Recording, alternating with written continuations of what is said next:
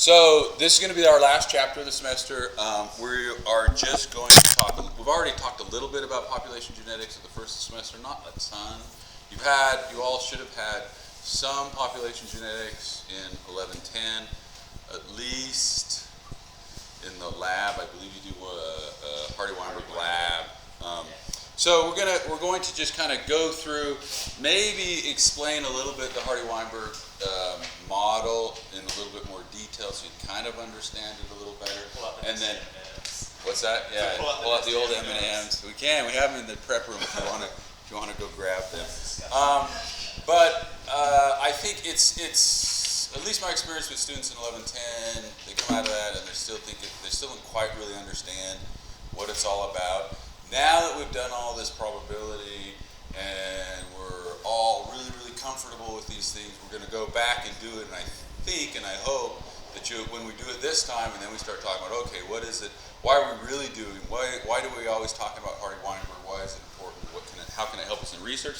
I think you'll get a better understanding of it. So we're just going to kind of cruise through population genetics. We're not going to go into as much detail as the book. We're going to look at some of the assumptions or the violations or instances where we deviate from those Hardy-Weinberg expectations, but we're not going to go into a ton of detail with each of those, but we will do a little bit. Okay, so population genetics. So we're going to start out by talking about this island.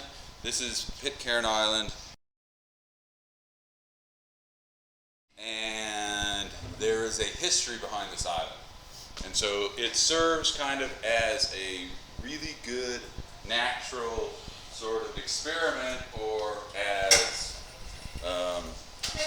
an example of how we can use population genetics to, or sort of a test to infer historical events. And so a lot of times with population genetics, we are using them, we're using genetics, it all comes down to allele frequencies to infer certain things. If you remember back at the first part of the semester, I talked about how in a couple of my papers I use population genetics to infer connection or gene flow between the islands of Sao Tome and Principe off the west coast of Africa and then continental Africa. I was looking at mosquitoes, you remember that?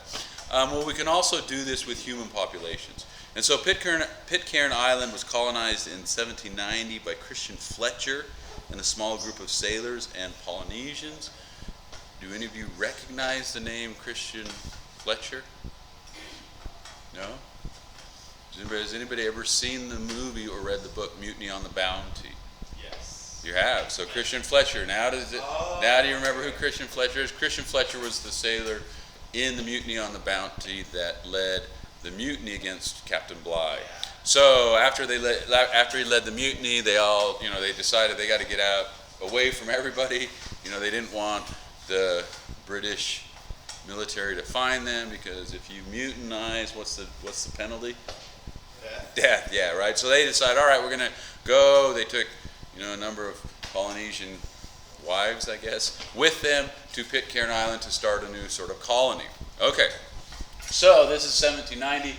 By 1855, the population had grown to 200 individuals. By 1856, the entire population was moved back to Norfolk Island that was 3,500 miles away. In 1858, a number of them decided we don't really like Norfolk Island, right? So we're going to go back to Pitcairn. And then today, there's about 50 people living on that island that I showed you a picture of, all of which are descendants of the original settlers that live on that settled Pitcairn. So, given that history, just what we know about genetics, do you think that that history had some effect on the genetic composition of that island? Do you think that history, if we didn't know that history, and this is the important part, if we didn't know that history, could we look at this island population and infer something about the history based on the pattern of the genetics, based on the pattern of the allele frequency? Let's pretend we don't know any of these other bullet points, we only know this last one. We see 50 people on this island, right? We go to this island, and let's say we wanted to test two different hypotheses. One hypothesis is that it was an original, all of these individuals were randomly selected from the continent, and somehow got out onto the island. The other hypothesis is that we don't know, but some population a long time ago settled there, and these are the descendants of that smaller population that settled there. Could we test what would we expect in both those scenarios with regards to just something very simple like genetic diversity? What would you expect?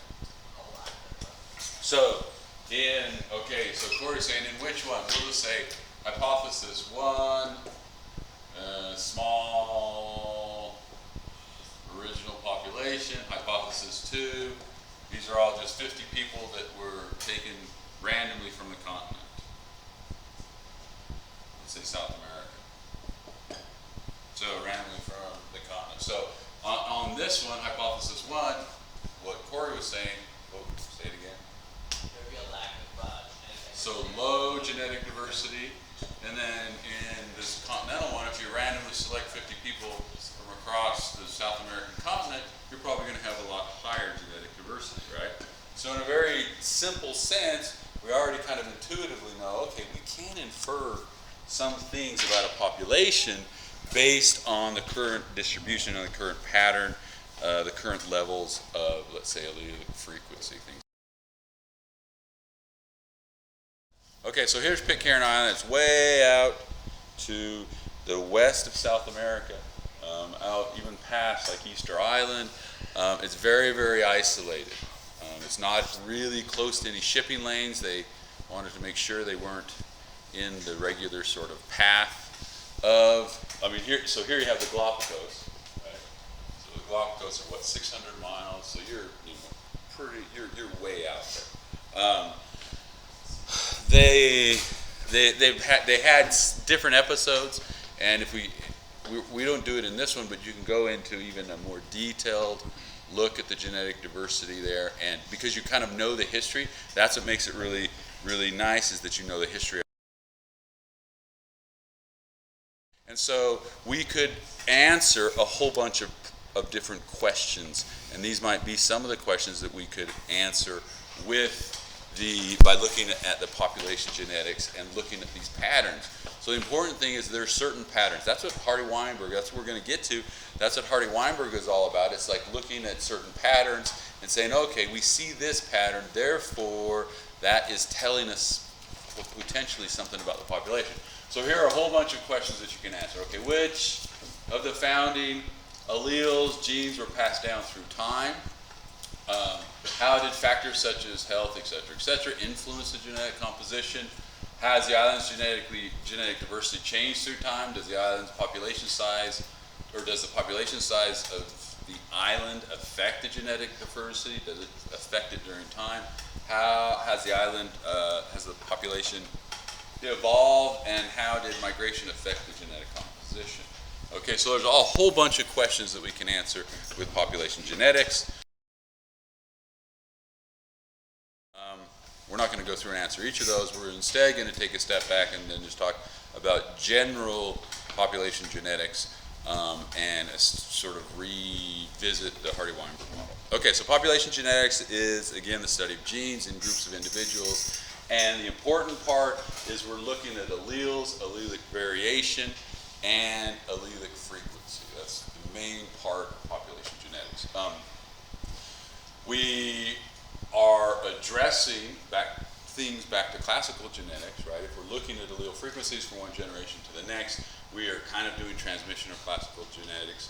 What we're really getting down to, though, is we want to see the changes in the allele frequencies in the genetic makeup, and see if it's due to random or systemic evolutionary forces. That's when we get to Hardy-Weinberg. If you remember when we talked about Hardy-Weinberg, we talked about in 1110 about a whole bunch of assumptions of Hardy-Weinberg. We're going to revisit those. We're not going to do it like in 1110 where we say, okay, here, does anybody remember some of the assumptions of Hardy-Weinberg? Yes, Corey? Did you hear? The large population. Large population size, that was one of them. Anything else?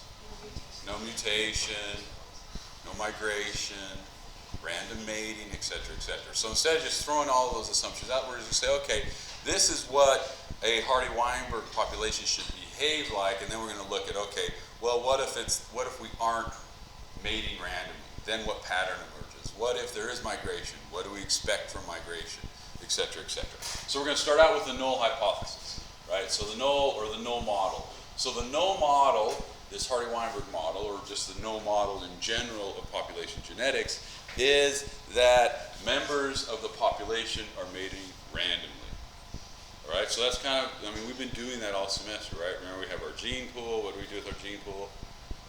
We're going from one generation to the next. We put our hand in the gametes, and we pull out one gamete, and then pull out another gamete. We've been doing that all semester. So we've kind of been doing this null population genetics model all semester. Okay, so we want to look at the frequency of the genotypes, and we want to say, okay, what's happening from one generation to the next if we are randomly forming the genotypes, the genotypic frequencies, based on the previous generation? What do we expect in the next generation? A lot of those models based on what was going on in that original generation, right? We would get our ratios and everything like that. So we're kind of coming in full circle back to what we've been talking about, early on in the. Okay, so here is our random population, right? Or here's our population. Here are the gametes. If we are randomly mating, we're just sort of selecting at a certain probability of grabbing an allele from this gene pool. If the allele frequency is 0.5 for the allele A1, and we wanted to see, okay, what is the probability of pulling out A1 or being homozygous for A1? What would that be? This is all really easy for us, right? 0.5. Yeah, so it would be 0.5 times 0.5, which equals what? 0.25, 1/4. Okay. So here, if we substitute the frequency of the A1 allele for P, what does that equal? That equals P squared. Okay. So we can do that. We do it for the second one. We won't go through each of those steps right now because we're going to do it here in a second. But that's what we would do. So in order to do population genetics, the first thing that we have to do is we have to figure out allele frequencies, right? We have to come in here and calculate the allele frequencies. So can we do that in a population? So for instance, when we'll get to this, our lab here towards the end, but we had the ALU insertions. Could we calculate the allele frequency of this population? We're a population here in the class. Could we calculate the allele frequencies right now? No, right? You couldn't necessarily do it, but if you take it to the lab, you could calculate the allele frequencies. How come? What kind of inheritance, what kind of interaction between those alleles is going on based on the phenotypic expression on the gel? Are they incomplete? Are they dominant, recessive, incomplete, dominant, codominant? What's going on? Hey, Corey, you're on fire today. Codominant. So they're codominant, right? Because on the gel, they're both going to show up. It's kind of like an example that we've used a whole bunch in this. The MN blood type. Those are codominant. These are the easiest types to calculate the allele frequencies. Why? Because you just have to go to the population, take the blood, take their blood type, and then calculate the allele frequency from that. Would the ABO blood type be as easy to calculate? No. How come, Elizabeth? You wouldn't necessarily know where O is in the population. Yeah, because there's a dominant recessive interaction between some of those alleles. So the codominant situations are the ones that are the easiest population genetics to do because you just have to go there and count it. So if you remember, here are the different alleles, MN, heterozygous. We can count the homozygous. We could just go to the population, count the homozygous M's, the homozygous N's, and the heterozygous MNs. After we do that, we can look at the frequencies and we can just estimate the frequency. Okay, so how do we do that? Let's go through and do an example. So here we would go through, we would score each individual. In this case, there were 6,129 individuals scored. 1,787 of them were homozygous for the M allele. 1,303 were homozygous for the N allele, and 3,039 were heterozygous. Could you calculate the allele frequency right here? Or would you, what do you have to do? How do you do that? Amount over total. What's that? Take the amount over total. So the amount, so this is where, so what do you do? So there's two different ways that you can do it, right? You can look at the number of individuals, and then you can take, so let's say we're going to calculate the allele frequency of M, right? You can say, okay, total number of individuals, right? On the bottom, total number of individuals. On the top, you would have what? You would have the number of M individuals, right? Plus 1/2 the number of heterozygous, right? Individuals. I don't think that way is that's not as straightforward to me. To me, what I like to do is I like to say, okay, I'm not going to go by the number of individuals. Instead, so instead of going by the number of individuals, which is 6,129, I just like to go through here and say, okay, how many alleles do we have in that population? So, how many alleles do we have in this population? So there's 6,129 individuals. How do we get the number of alleles in that population? Times it by 2. Okay, so it's 12,248, right? 12,000, I don't know if I did that math right. 2,048 alleles in that population, right? 58. Oh, 58, okay, 58. How many alleles are in your subpopulation of individuals with MM blood type? How many alleles are there? Times it by 1787, right? 1787 times 2, right? Plus, how many alleles, how many M alleles are there in this subpopulation of heterozygous individuals? 30, 39. Yeah, 30, 39. Add those up, and then you get the frequency of M. Okay, that's how I like to do it. You do the same thing with N. If we were to go through and do that, here is these next couple slides. Show you what you're doing. Okay, total number of alleles, 2 times the number of individuals, 12,258 alleles. Count up the number of individuals with M, so you 2 times the homozygous individuals plus the number of heterozygous individuals. That's just what we did over there. 2 times 1787 plus 3,039 over 12, 258. That gives us the frequency of the M allele. Frequency of the M allele is 0.5395. So it's slightly more frequent than the N allele. You do the same thing with the N allele, 2 times the number of homozygous individuals plus the number of heterozygous individuals. That gives us the frequency of N is equal to 0.4605. What do you notice about those two? Your allele frequencies always must sum to what? 1, right? Do these sum to 1? Yeah, sometimes with your rounding, you just want to be careful. But you round them up and they all sum to 1. Okay, now we have our allele frequencies. Now that we have our allele frequencies, we want to our sort of null model is, are they randomly mating?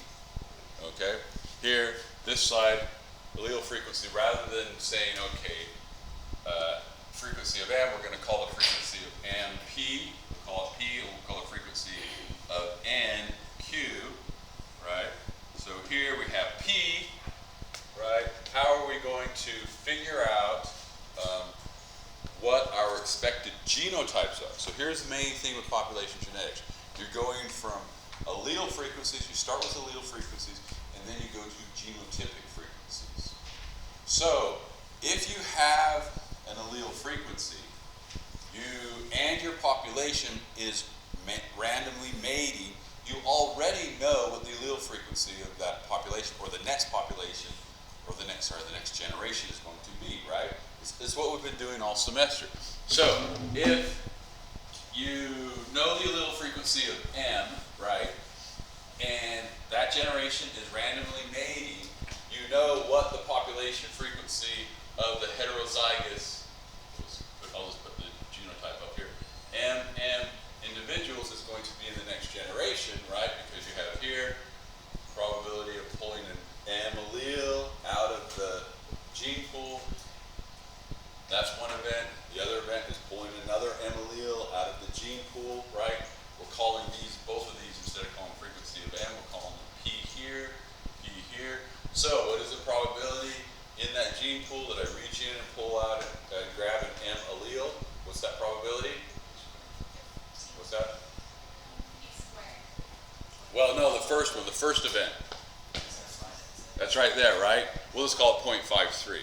So the probability of pulling out an M allele from our gene pool is 0.53.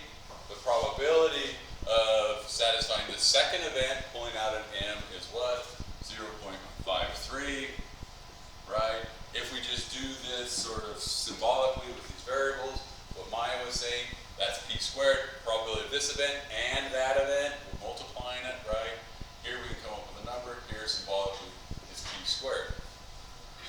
Okay, what is it? Is it not? Does it have a calculator? 0.5 is like just slightly over 0.25, right? Let's see, Chris, you got the calculator. Can you do it? We'll do it quick. Maybe I actually maybe I'll do it on the next slide. Let's see. Okay, so 0.28. Oh no, I don't do it on the next slide. Okay, so 0.28. This P squared, does anybody recognize that from doing Hardy-Weinberg equilibriums in 1110? Yeah, I see you nodding your head. Okay, so here's the P squared part of that equation. Okay, so think about that. If we were to do it for Q, if we wanted to do heterozygous N, how would we do it? Same exact way. You do Q times Q, that equals Q squared, right? P squared, we have that. How would we calculate the probability of getting the heterozygous individuals? Reach in, probability of M, or we'll call it probability of P, equals 0.53, right? Probability of pulling out an N is Q, right? That's 0.46. But what do we notice? We can either grab an M first and then an N, or we can grab an N first and then an M, right? So what do we have to do? Times it by 2. So what does that equal? P times Q times 2. This is plus 2PQ. What does that equal? That's the Hardy-Weinberg equation. So we already know how to do them just by doing what we've already been doing like a million times ad nauseum this semester, right? So we actually already know how to do all of this stuff. Okay, so figuring out the first step, figuring out the allele frequency, is really easy when we're looking at codominant alleles, or alleles that interact in a codominant way. But we're not always, we don't always have that really easy situation. Sometimes you can't directly count the alleles. With the MN, we can. Sometimes we have phenotypes. We've looked at codominant situations. Sometimes we have phenotypes that we can directly count. But probably the more frequent thing is we have to sort of estimate it, right? We can't actually count it. Or at least we can't actually count it directly in both of our, with both our males and our females. And so this is where X-linked alleles are fairly beneficial, is because if we have an X-linked allele, we can directly count the allele frequency in male individuals, right? We can then use that as an estimate of our allele frequency and then calculate what our potential genotypes would be in the female population, okay? We'll do that here in a second. Okay, but what we also have seen this semester is that a lot of times we have lots and lots of alleles that are very sort of rare in the population. So really this notion of it being completely fixed, of an allele being completely fixed in a population probably isn't entirely correct. But what we do in order to say, okay, is there more than one allele in the population? We put a cutoff of 0.1, so a 1% cutoff. So we have a lot of alleles that are less frequent than 1%, so we don't really worry about those alleles, right? If you remember earlier on in the semester, we were talking about how rare alleles, especially deleterious recessive alleles, are hiding out in all of our genomes.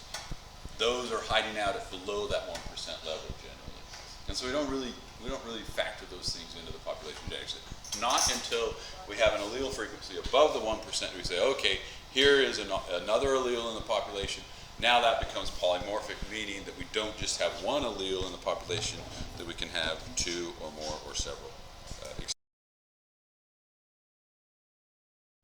Okay, so again, the Hardy-Weinberg principle is just this mathematic description. Here we just have gone through and done the mathematic description of how we go, and it's all based just on random mating. So is that really that interesting for us?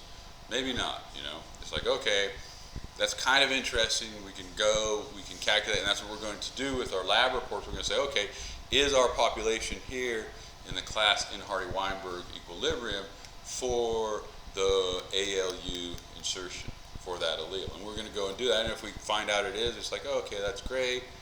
But is that really that interesting? Probably not. Really, the more interesting situation is when we have deviations from the Hardy-Weinberg equilibrium, when we, then can go back and say, okay, what assumptions are being violated? And then that's going to tell us something about the biology of the population. So, I actually kind of jumped the gun. Here, this is just going back through big A, little a, instead of MN, PQ, random union, we're reaching into the gamete, we're reaching into the gene pool, point out gametes. What do we do when we're looking for the homozygous? In this case, big A, that equals P squared, little a, that equals Q squared. Heterozygous is 2PQ. So we already went through that. Here, this is just sort of explicitly gives you a place that you can go back if we went a little bit too fast in generating that Hardy-Weinberg equilibrium. Okay, here, going back to the Punnett squares, same thing. PQ, we have this simple 4-cell Punnett square that we have used a million times this semester. Here's PQ, here's P squared, here's Q squared, here's PQ, here's QP. This is giving us our Hardy-Weinberg expectations. So once you know an allele frequency in a population, right, and you take it through an episode of random mating, you are going to automatically know these genotypic frequencies. And it's going to happen in one generation. You may have,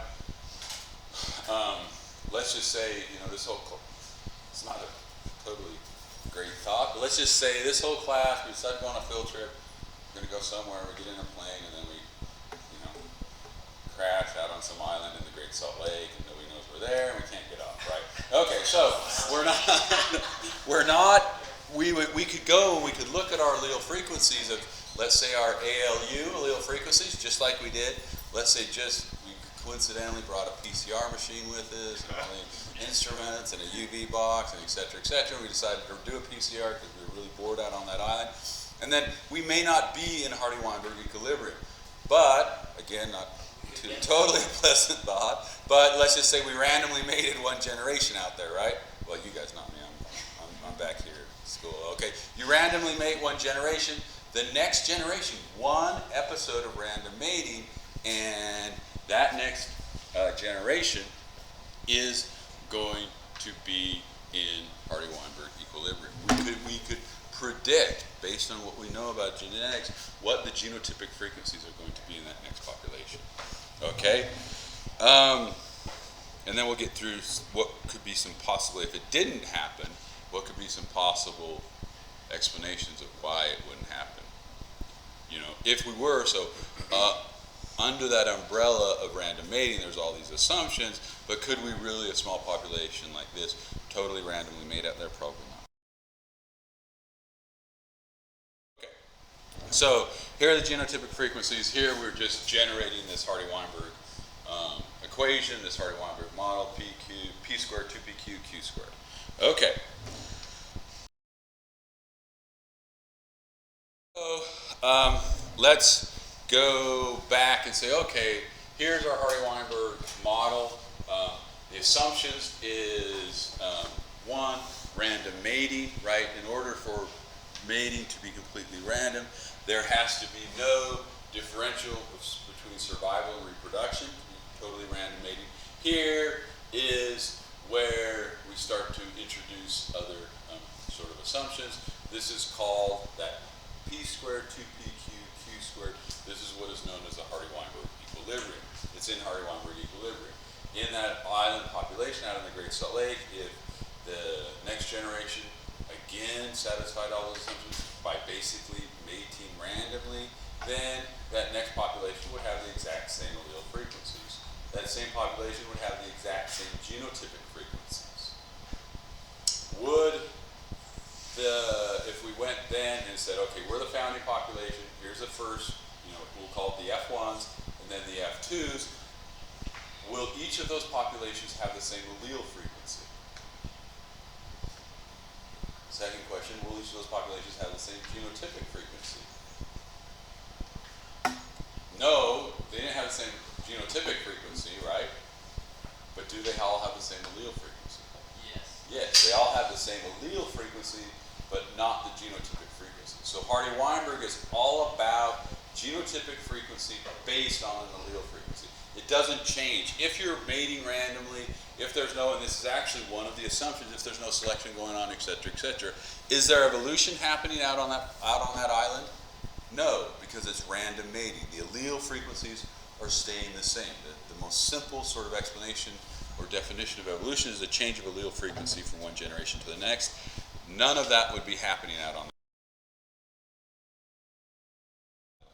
island. Okay, so here, this is just going back through the MN blood type group, looking at the Q, looking at the P, calculating it out. This would then be the allele the genotypic frequency of that population, right? The population after random mating would be 0.29, 0.49, 0.21. I've already kind of calculated that. All right, is everybody with me? Is it good? Corey? So why are, maybe I'm a little backtrack here, but why are the genotypic frequencies and the allele frequencies not the same? Because, so hold on to that question, and we're gonna. I think the best way to sort of show that is with an example. Okay, and we might even just use that ALU insertion example here. So here, do these predictions fit the data? Okay, so if we calculate allele frequencies, from one generation to the next, if we calculate then the genotypic frequencies, if we're just calculating genotypic frequencies, we are going to have a predicted number, right? So here we started out with all of these individuals, right? So this is actually kind of, you can use this to answer your question too. Here we have the different number of individuals, right? We calculate the allele frequencies from that. Once we have the allele frequencies, right, we say, okay, is this population mating randomly? Is it a large population? Is it basically behaving like a good Hardy-Weinberg population? So we had our allele frequencies, right? We did our p squared 2pq q squared, right? We calculated those out. We then times these frequencies, or times our expected ratio or frequency, right, by the number of individuals, and we got 1,784.2, 3,044.8, and then 13,000, or 1,300. That's our predicted number of genotypes, right, in a population that is in Hardy-Weinberg equilibrium. So how do we know if our population happens to be in Hardy-Weinberg equilibrium? So maybe this is the island population out there. We say, okay, are we right now in Hardy-Weinberg equilibrium? We go through, we get the alleles, we do all of this. These are the results, right? We then can compare them to the observed, right? These are our expected or predicted number of individuals, right, in our population that are each of these genotypes. If we're in Hardy-Weinberg equilibrium, here are our observed. Are we close enough? What do you think? So 1784, 1787, 3044, 3039. Yes. Do we know? Maybe, maybe not. It probably, based on our experience in doing, Chi-square. flies and corn and all this stuff. How do we do that? How do we test that? We look at the chi-square test. And so we can go through, calculate the chi-square test. You go through, the chi-square statistic is 0.02. The degrees of freedom is 1 degree because we have 3 different genotypic classes, right? Minus 2 equals the, yes. Okay, so this is where, I forget, this is where we get to the real way of calculating degrees of freedom. So the real way of calculating degrees of freedom, remember before we were looking at phenotypic differences? Yes. When we're looking at genotypic differences, it's slightly different. It's a little bit more complicated. Most of the time, or a lot of the time, it ends up being the same. But when we're looking at genotypes, and maybe I'll cover the microphone here. You're taught wrong in 1110 how to do this, but it ends up working out. The real way of doing it with genotypic frequencies is you look at the number of genotypic classes, right? You minus 1, that's sort of kind of like with phenotypic classes, but you also have to minus the number of parameters estimated. So in this case, with 3 different genotypes, the parameters are what? Anybody have an idea? What are our parameters there? What are we estimating? Our parameters are P and Q. So once you know P, then you automatically know Q because they have to sum to 1. And so here we have 3 different genotypic classes, minus 1, minus the number of parameters estimated, and you get 1 degree of freedom. In 1110, when we did this, it was the same. We just said, you go the number of alleles minus 1 gives you the degrees of freedom. That's what we told you in 1110. And it was simple, and you were freshmen or whatever back then, so we didn't want to confuse you too much. It works out to be the same. You still have 1 degree of freedom in this case. However, what if we had 3 alleles? Based on, so if we had 3 alleles, based on what we taught you in 1110, you say, okay, 3 alleles minus 1 equals 2. We have 2 degrees of freedom. And that's not right. Based on the more accurate, more complex way of doing it, if we have 3 alleles, how many different genotypic classes do we have? We have P squared, Q squared, we'll say R squared, right?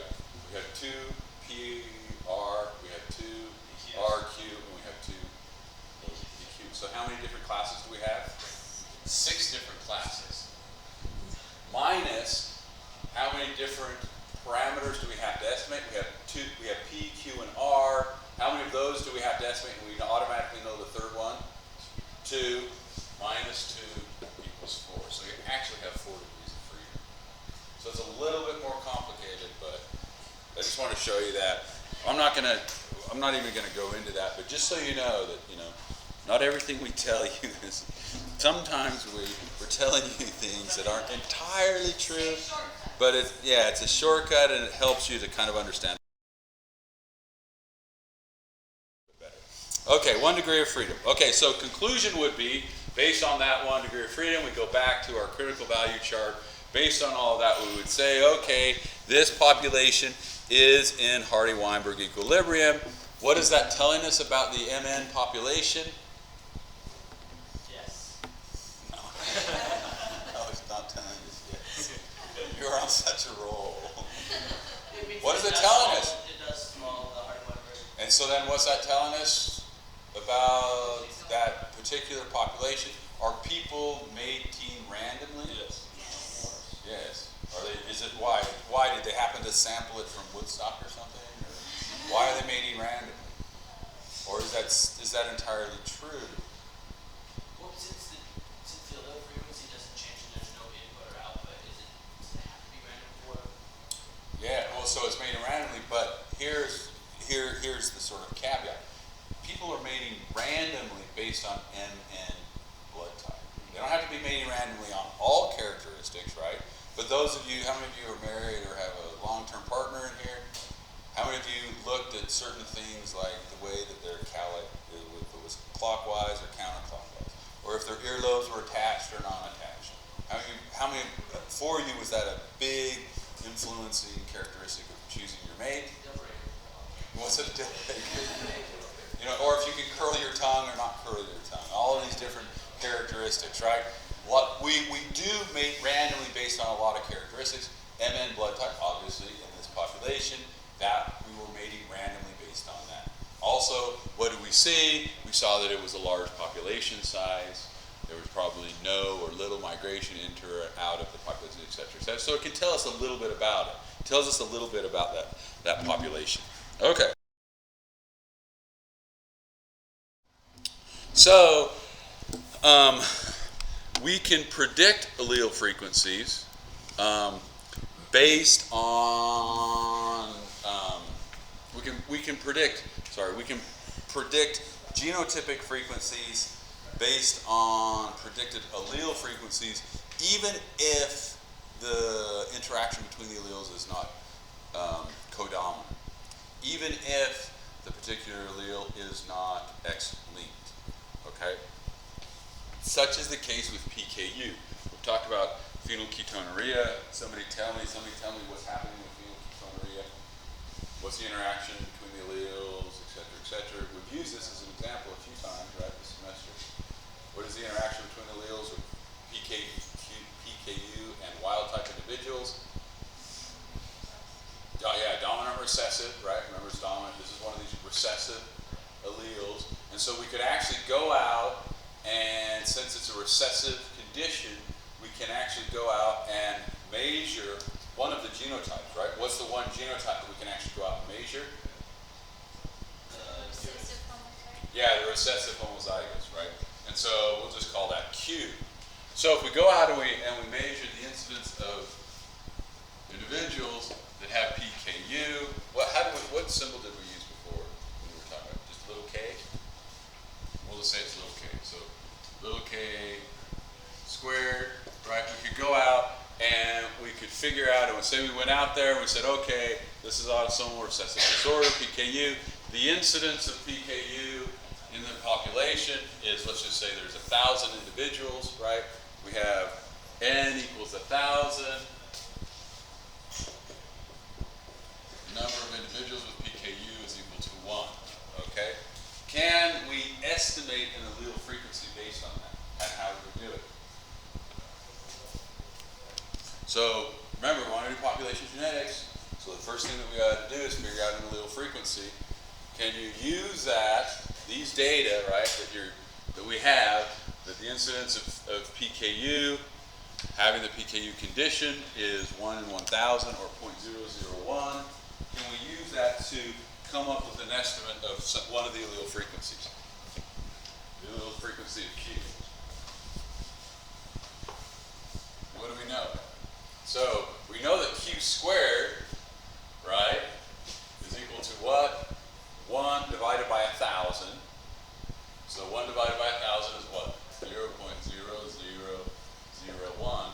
Therefore, those of you who are math whizzes, how can we solve for Q here? Oh yeah, 10,000, sorry, okay. Well, all right, so 1 in 10,000. So 0.001. 1 in 10,000. How can we figure out what Q is? How do we solve for Q? Square. You all had 1050, right? So you take the square root. So the square root of Q is equal to what? 0.01. Right? So 1% in the population. We now have Q. All right, if you didn't get that, you weren't able to solve that math problem. Can you solve the next math problem? What would P then be equal to? Yeah, 0.99 because it has to sum to 1. Okay, now we have some estimates of allele frequencies. We can then go through and say, okay, if our population is if we're in Hardy-Weinberg equilibrium for PKU, we can now estimate the number of what? What are we interested in maybe? the number of we already know the people that have PKU, but we might be interested in what percentage of the population are carriers, right? So could we then go through and estimate, now that we have P and Q, what is our estimate for the number of individuals of the population that are carriers? 2PQ. 2PQ. And I'm not sure what that would be, but we would then say, okay, we can estimate now the number of carriers. Okay, so taking the square, 0.01, because P plus Q equals 1, P is equal to 0.99.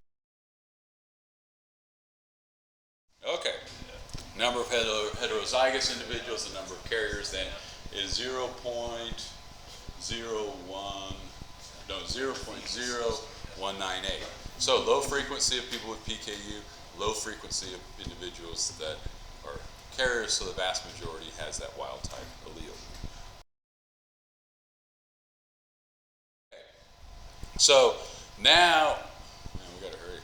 So now, how can we do the same sort of thing? So here we saw how we could do it and how we could estimate these genotypic frequencies based on in a dominant recessive sort of interaction. How can we do it with X-linked genes? How can we figure out allele frequencies in X-linked genes? Yeah, we just look at the males, right? So in the males, we actually are directly observing.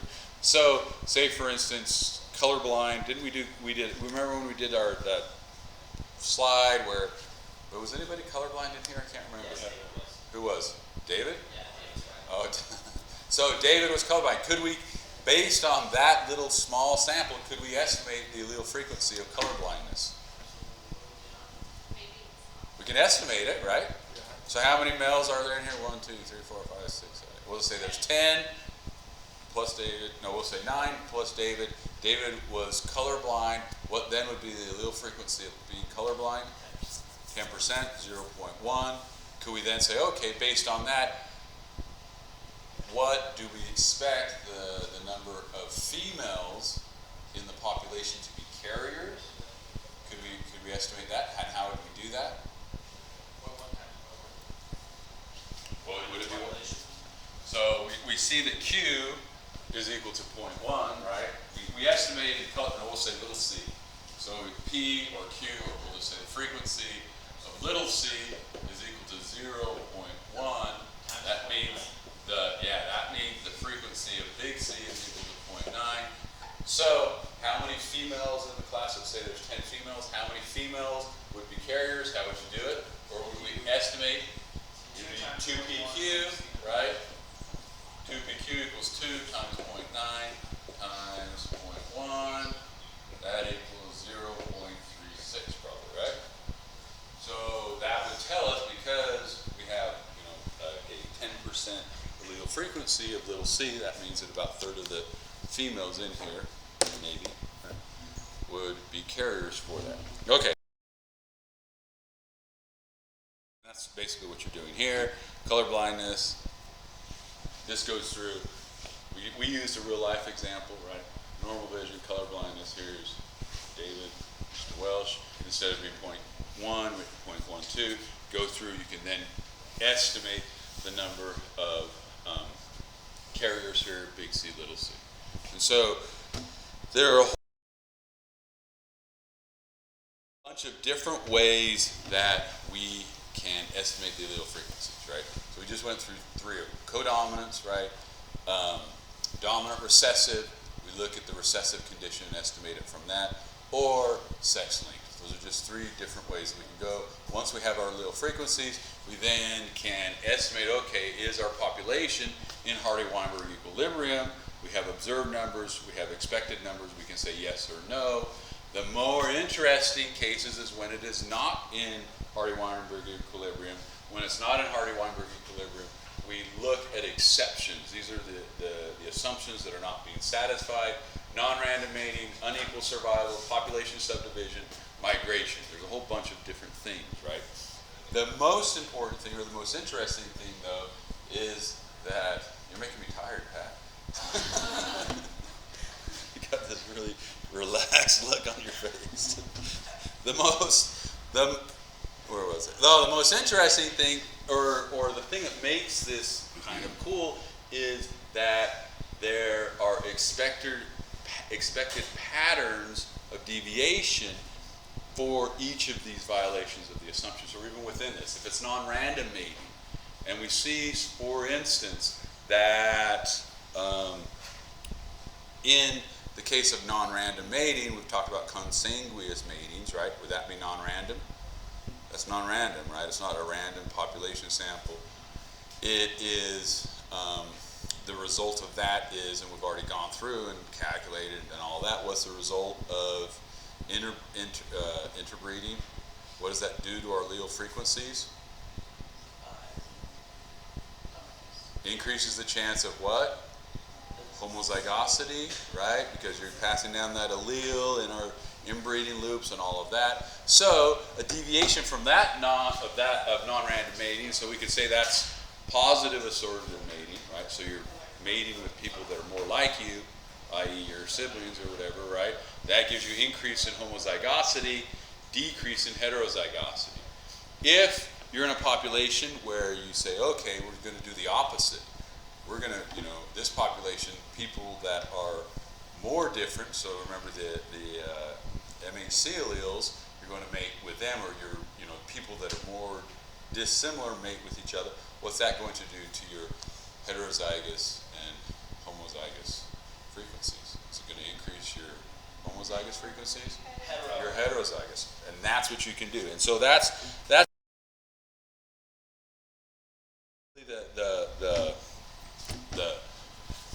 that's really sort of the kind of the take-home message for population genetics is doing that and looking at that. We can then get descriptions, or we can then better describe what's happening biologically in our populations. So here, non-random.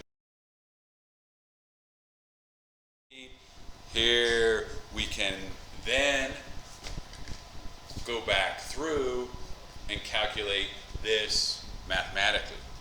Okay, so what does inbreeding do? It increases our incidence of homozygous genotypes, right? And we can actually quantify that. How we quantify that is we use this little variable called f, which we've calculated before. What was f? Inbreeding coefficient. So as the inbreeding coefficient goes up, in order to quantify that, we won't get into all of the details of quantifying that, you add PQ times f. That increases the incidence of big A. That increases the incidence of little a. That decreases your incidence of heterozygous by that same portion, right? Generation after generation. This, again, not just calculating how we were doing, okay, what's the probability of two alleles in that inbreeding loop becoming homozygous based on being identical by descent. You can also go through here and start calculating it in a more quantitative way, or using it in a more quantitative way. And the book goes a little bit more into that. I just want to show you that we can. Here we're coming back to this inbreeding coefficient. Okay, so this is, if you remember, I mentioned the inbreeding coefficient being a part of a suite of statistics called the F statistics. This is here again where it starts to play.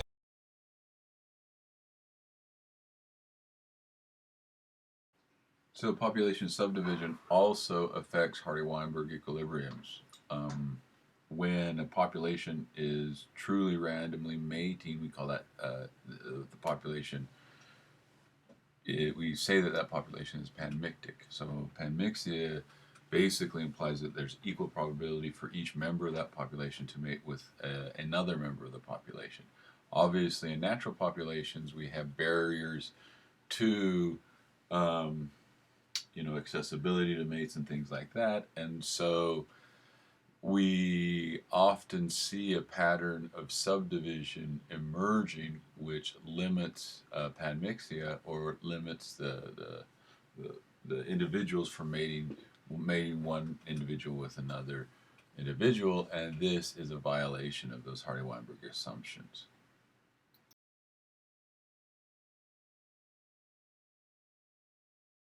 Here at the top we have an example of a subdivided situation where you have population 1 and population 2. You could imagine that they belong to the same species. Maybe it's two islands, maybe it's squirrels on either side of the Grand Canyon, but there's some sort of barrier in between them. And so when you look at each of those populations separately, you look at population 1, you see that the allele frequency of the big A allele is 0.5, the little a allele is 0.5. You can calculate Hardy-Weinberg equilibriums. You see that there at the bottom, 1/4, 1/2, 1/4. In population 2, however, you have a different allele frequency. And each of those subpopulations may be in Hardy-Weinberg equilibrium. In population 2, you calculate what the Hardy-Weinberg equilibrium would be for that population, and you have 64% big A, 32% heterozygous, 4% little a, and so they're in Hardy-Weinberg equilibrium within each of the subpopulations, but they wouldn't be necessarily between the populations. So that's kind of what it's showing there on the bottom under the genetic or the genotype observed frequencies. If you had the genotypic observed frequencies, that would be much different, right? Those would be much different frequencies.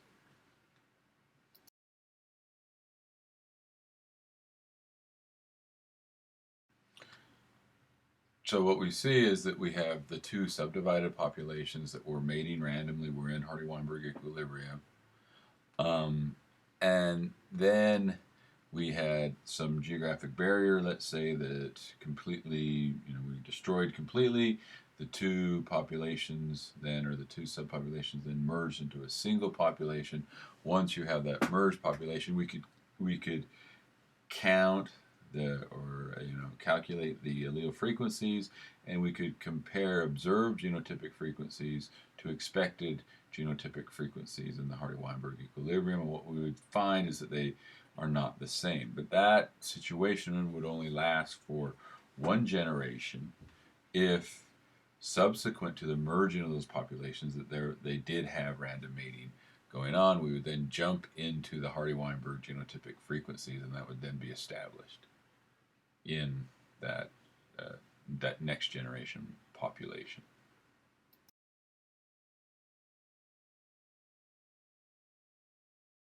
That subdivision can also be used to estimate migration or gene flow.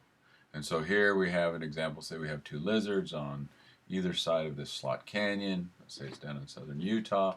That slot canyon is serving as a barrier to the gene flow, and let's say we're looking at throat patch colors or something. This is totally fictitious, but let's say throat patch colors on one side, 99% had green throat patch colors. On the other side of that barrier, you had 99% having gray throat patch colors, or the little p, if we're calling it little p, at a frequency of 1%. Okay, how we can estimate these things, how we can estimate gene flow, is again going back to those suite of statistics that we're not going to go into any details on, but just want to introduce them to you. So in later classes, if you start talking about F statistics, you kind of know that it has something to do with that inbreeding coefficient that you calculated in genetics, and that you can expand that inbreeding coefficient into different F statistics that you can then use to estimate gene flow. So if there was a dramatic difference between the two populations, you would then say, okay, there's not much gene flow. If there was not much difference in allele frequency between, this is just in a general sense, not much difference between the allele frequencies from the two populations, you would then say, oh, okay, then that isn't a really substantial barrier, and there actually is a lot of gene flow going on.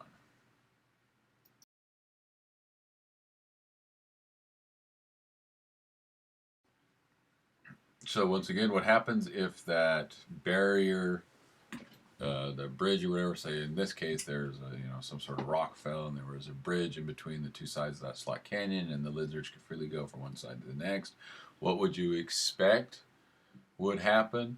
Would those populations remain subdivided? No, you would have a merging of the two subpopulations, and then the allele frequencies would then go to, would then settle on a similar allele frequency.